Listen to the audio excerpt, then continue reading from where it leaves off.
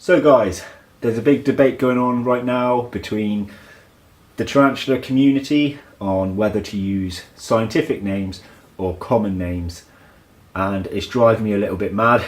So I'm going to put my personal view into this subject for you now.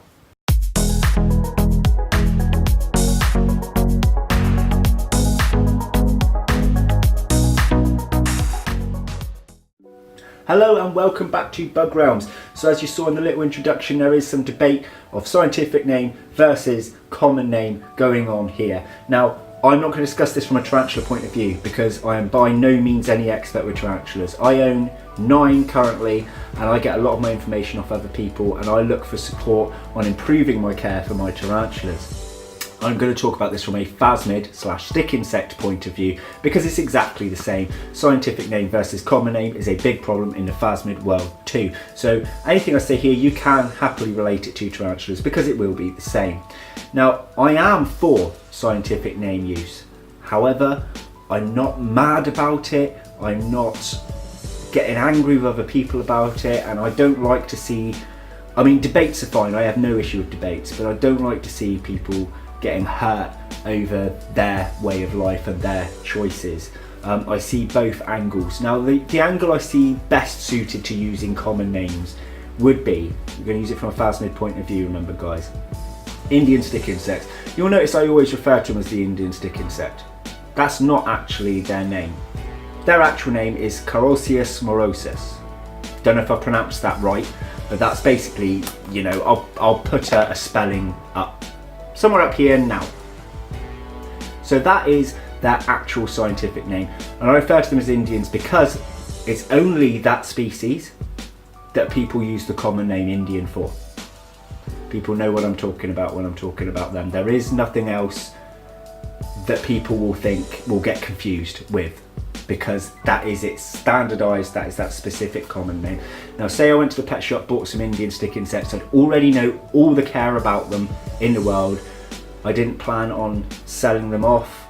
I didn't plan on providing information to other people and things like that. Using that common name's fine. Okay, and the fact that if I was going to provide information for them, everyone already knows that is the Indian stick insect. It is nothing else. And I know there are specific tarantulas that only have that specific common name for them. The problem arises when common names are similar or the same and they are used for other species, and this is why I'm more for the scientific name. So I'm going to talk this from a phasmid point of view. Giant prickly, giant thorny, giant spiky. You see how those three are very, very similar, and they are talking about different species. Sometimes people actually get them muddled up. So let's take an example here. So this, guys, is the Uricantha calcarata. This is a dead specimen of a male. Uricantha calcarata, also known as the giant thorny. Okay, this is a male, dead specimen again, of Ectatosoma tiaratum. Both completely different species, both have different requirements in care.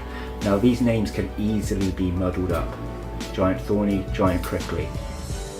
Okay, and the problem can arise when somebody is given information about one and you're considering it being the other because you don't know its scientific name. If I go in and say, I've got a giant prickly, okay, are they safe to handle? Someone may say, you got female, you got males? Oh, I've only got a male giant prickly. Someone may get that confused with the giant thorny.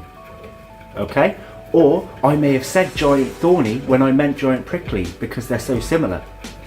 Alright, these are not standardized names, these are names people have come up with. They could easily cross, right? So I've said I'm talking about this one, but people have mistaked it for this one, and I've said, are these safe to handle? They've gone, yes, but if I'd handled this one, yeah, it's safe, he's not going to kill me. He's got rather large spikes, you can't really see him in this video. If I turn him that way, you see these spikes? I know it's blurry guys, I'm sorry. he would have clamped his legs together and cut my finger. I've said in a previous video, they've used legs of these as fishing hooks in Papua New Guinea. If that was a child and they've gone, yeah, it's safe to handle, and that child got stabbed by those spikes because they thought I was talking about this species, that child's going to end up in tears. More confusion arises when I say, is it safe to leave the cage open while I go and clean them out? Now these are ground dwellers. They're going to be hidden most of the time of the day. Likelihood of them actually escaping while you've nipped downstairs to get yourself a spray bottle or something like that is very slim. And they've gone, yeah, just leave the cage open, it's fine.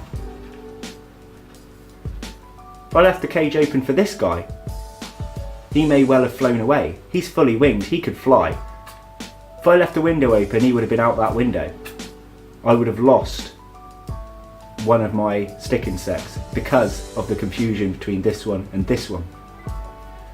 And it's not just things about human interaction.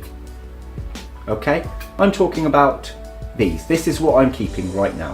Okay? And I've said to them, what substrate do I use? People think I'm talking about this one because giant prickly and giant thorny are so similar, or they've been confused, and they say paper towel substrate is absolutely fine. Paper towel substrate for these is absolutely fine. You get mature female of these with just paper towel, she's going to be very, very gravid, very, very large, and unable to deposit her ova, risking her life. Why? Because these females of these require substrate, soil, sand, whatever, at least a dish in their enclosure to lay their ova successfully. And these girls will, I once had a bowl of substrate, I didn't realise she couldn't quite climb into it because they're nocturnal, I didn't notice. She got so gravid that she looked like she was going to pop. She had so much in there and she couldn't lay. And it was only when I realised that I placed a better ramp and she was able to lay all her over and be fine. I could have killed her. So the confusion between two completely different species because of common names could have caused death, could have caused escape, could have caused injury, all because they share a common name. Now, the other common name for these is Maclay's spectre. Maclay's spectre is not used at all for any other phasmid. So if I had said, can I have care information on a Maclay's spectre, I would have got that right information, which is still a common name. So that's why using that common name is not so bad. Because using giant prickly would be. Giant prickly sounds nothing like Maclay's spectre. Maclay's spectre and giant prickly sound nothing like Extatosoma tiaratum, which is this one's scientific name. So what I suggest, even if you were going to go by Maclay's spectre, where everyone will know exactly what you're talking about, still have maybe in a book, like this, notebook, their scientific name. Look at this. Indian stick insect. But I've got a scientific name above. See this? Maclay's spectre right there. Extatosoma tiaratum. Yeah? Because then if I do get stuck, I can go ask with their scientific name for the correct information and be provided, hopefully, as long as that person knows what they're talking about, the correct information too. So I don't want to keep yabbering on at you guys, okay? I think it's cool to use common names if you don't plan on breeding, so you're not selling it under the wrong name, causing confusion in the long run. I think it's okay most occasions if that common name is only set and is not similar to any other common name, like Maclay's spectre. Nothing else is called Maclay's spectre, but giant prickly, no. In my eyes, using giant prickly is just an accident waiting to happen. Okay? Same with giant thorny. Uricantha calcarata, it's not hard to say. Giant thorny, you're going to get fused with giant spiky and giant prickly. Yeah? So that's something that you guys need to bear in mind when using the difference between using common names and scientific names, in my personal point of view. Now, I don't want to cause any arguments.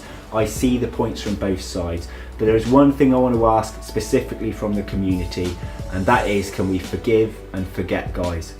You both have points in your own ways, yeah? I'm more for scientific names.